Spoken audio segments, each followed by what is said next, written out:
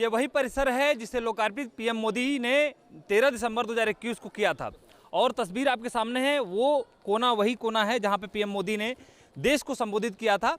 मुझे उनके संबोधन में एक बात याद है।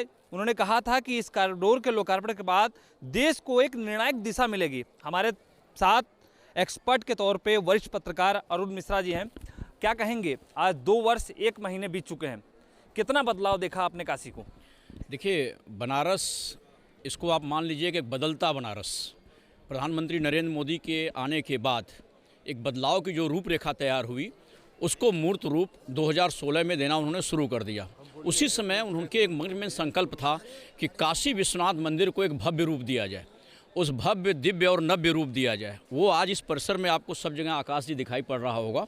जो माँ गंगा से सीधे भगवान शिव का जो आमना सामना है वो दिखाई पड़ता है। कोई आदमी, कोई भी दर्शनार्थी वहाँ से प्रवेश करता है तो सीधे बाबा के दरबार में पहुँचता है। उससे बड़ा मन प्रफुल्लित करने वाला शायद कभी बनारस के लोगों ने कभी नहीं सोचा होगा। बनारस क्या, मैं समझता हूँ कि दुनिया के तमाम देशों के लोग आ रहे हैं। हम समझते हैं कि मिर्गिटिया से लेकर के आपका मॉरिशस से लेकर के तमाम दुनिया के देश के लोग आ रहे हैं।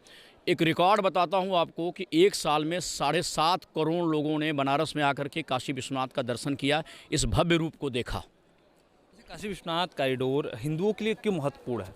देखिए, बाबा विश्वनाथ जो 12 ज्योतिर्लिंगों में से बाबा विश्वनाथ ये स्वयंभू हैं। ये माना जाता है कि काशी जो है उनके त्रिशूल पर टिकी हुई है। यहाँ आपदा से दूर पूरी काशी है। इस पूरे परिसर को आप देखेंगे तो कभी इस परिसर में गलियों से हुलो करके लोग जाते थे, उसमें भीड़ कम हुआ करती थी। विश्वनाथ मंदिर का नाम बहुत बड़ा था। बाकी ज्योतिर्लिंगों में, चाहे वो आप केदार जी चले जाइए, चाहे आप बैजनाथ धाम चले जाइए, चाहे भीमाशंकर कहीं जाइए, वो सभी ज्योतिर्लिंगों में से बाबा विश्वनाथ स्वयंभू हैं। उन्होंने यहीं आकर काशी में अपना वो किया, कैलाश से निकल के कहें कि मैं काशी में ही रहूँगा। तो ऐसी स्थिति में बाबा विश्वनाथ, माँ पार्वती, इन सब का यही स्थान है। इसलिए इस लोगों के मन में काशी विश्वनाथ का जो ज्योतिर्लिंग है वो सबसे पवित्र स्थल माना जाता है। इसके बारे में बताइए। यदि काशी विश्वनाथ में कोई दर्शन ना कर पाए, दूर से ही शिखर को देख ले, तो दर्शन के फल मात्र ही फल मिलता है।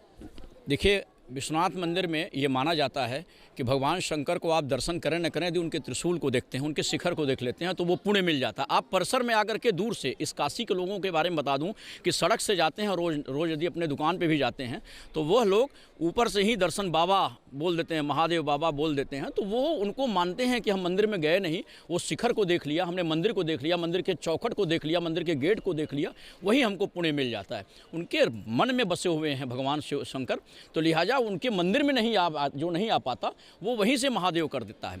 और एक चीज़ बताऊँ आपको, आप कभी बड़ा अद्भुत चीज़ दिखाई पड़ेगा आकाश जी आपको। यहाँ नारकोट्टम क्षेत्र है जहाँ भगवान शंकर भगवान को, महादेव को रोज़ाना भोग लगाया जाता है। वहाँ से लोग लेकर के निकलते हैं। उस भोग जब भी निकलता है नारकोट्टम क्षेत्र से, सिर पर रख करके भगवान का प्रसाद लेकर के दोपहर में, शाम को सप्तऋषि आरती, मंगला आरती के समय जब भी लोग निकलते हैं, पूरे रास्ते गदौलिया से लेकर काशी विश्वनाथ मंदिर तक सभी लोग खड़े होकर के महादेव का करते हैं। ये अद्भुत चीज़ है। इस काशी में आज भी ये परंपरा जिंदा है, जहाँ पर लोग अपने सनातन धर्म को जब भी वो प्रसाद लेकर निकलते हैं, लोग खड़े हो जाएंगे और महादेव करते हैं। वो मानते हैं कि भगवान को ये प्रसाद जा रहा है, मुझे ये मिल गया प्रसाद, ये भभूत मुझे मिल गया प्रसाद। तो ये बाबा का दरबार है जहाँ सबको कुछ न कुछ वो देते हैं। बाबा से आप, बाबा को अवघड़ माना गया। कभी आप देखे होंगे, कभी बाबा का श्रृंगार नहीं होता है। अभी लोग श्रृंगार करेंगे फिर जल चढ़ा देते हैं भगवान को। भगवान कहते हैं कि जो श्रद्धा से मेरे ऊपर एक जल चढ़ा दिया, वही मेरे लिए सबसे बड़ा भक्त वही है। जी, लंबे समय तक आप कई अखबारों में काम किए हैं, लगातार कवरेज करते रहे। 2 साल के पहले के काशी विश्वनाथ मंदिर में जो लोग दर्शन करने आते तो वो समस्याओं के बारे में बताइए। अब कॉरिडोर बनने के बाद क्या विस्तार हुआ, आम लोगों को क्या प्रसन्नता मिल रही है यहाँ पे आने के बाद? देखिए, काशी विश्वनाथ मंदिर पहले जब यहाँ था तो उस समय लोगों को गलियों से आना पड़ता था। वो गलियाँ बहुत सकरी गलियाँ थी, भीड़ होती थी। दो राय नहीं, बनारस के लोग बड़े संवेदनशील, बड़े सहनशील भी हैं। वो भीड़ में धक्का मुक्की खाते हुए किसी पर कोई एतराज़ नहीं जताते थे। मंदिर का स्वरूप इसलिए विस्तृत करना पड़ा क्योंकि स्वाभाविक है, जब लोगों के अंदर आस्था बढ़ रही है, युवाओं में, बुजुर्गों में, सब में आस्था बढ़ रही है, तो इस मंदिर का एक विस्तृत स्वरूप बहुत पहले की ज़रूरत थी। मुझे याद है कुछ समय यहाँ पर एक मुख्य कार्यपालक अधिकारी हुआ करते थे 2007 में, एस.एन. त्रिपाठी। मंदिर के पास में आप देखेंगे बाहर एक तारकेश्वर मंदिर है। उन्होंने उसका एक स्वरूप बदलने की कोशिश भी किया, कुछ लोगों से बातचीत की, कुछ मकान भी 4-6 खरीदे। उसके बाद ये योजना वहीं जस की तस रुक गई। प्रधानमंत्री आए, प्रधानमंत्री ने आने के बाद इस मंदिर प्रांगण को देखने के बाद उनका ये मन था कि इस मंदिर को विस्तृत रूप दिया जाए। आप यकीन करेंगे 50,000 वर्ग मीटर में यानी 5 लाख स्क्वायर फुट में यह मंदिर परिसर बना हुआ है, जहां लोग आराम से दर्शन करते हैं। लोग आधे घंटे 1 घंटे बैठ के मनन चिंतन करते हैं। ये जो चौक परिसर है, ये माना जाता है, यहाँ आप देख रहे होंगे चौक में लोग यहाँ श्रद्धालु सामने बैठे हुए हैं, वो यहाँ से जाने की उनकी इच्छा नहीं करती, क्योंकि गंगा के रास्ते इतना नज़दीक, गंगा और शिव की दूरी इतनी नज़दीकी मैं समझता हूँ कहीं भारत के किसी भी ज्योतिर्लिंग में नहीं है, जहाँ गंगा भी हो और ज्योतिर्लिंग भी हो। यह इस परिसर की सबसे बड़ी खूबी यही है कि सीधे गंगा, जब वहाँ से चढ़ते हैं या जाते बाबा के यहाँ जाते हैं तो सीधे गंगा से बाबा दरबार में आप पहुँचते हैं। उसकी दूरी मुश्किल से 100 या 150 मीटर होगी। दूसरी चीज़, इस कॉरिडोर बनने के बाद लोगों को जो सहूलियत मिली है वो बहुत ही अच्छी सहूलियत है। जो लोग भी यहाँ से जाते होंगे, आप किसी दर्शनार्थी से पूछेंगे, वो उन्होंने यही बहुत ही बढ़िया, बहुत ही सुंदर बताया है उन्होंने। और उसके अलावा केवल प्रधानमंत्री जी इस कॉरिडोर को नहीं ठीक किया, मैं समझता हूँ उन्होंने बनारस में चारों तरफ जिस तरह के रिंग रोड बनाया, हाईवे बनाया, जिस तरह की यहाँ स्वच्छता है, बीते कई सालों से हम लोग यहाँ देखते रहे हैं। 30 सालों की पत्रकारिता में लोगों ने देखा इतनी गंदगी रहती थी। बनारस में आने के बाद लोग कहते थे कि अरे बहुत गंदगी है। लोग स्वयं हुए 2 बदलाव। देखिए, कोई बदलाव करने में पीढ़ियाँ गुजर जाती हैं।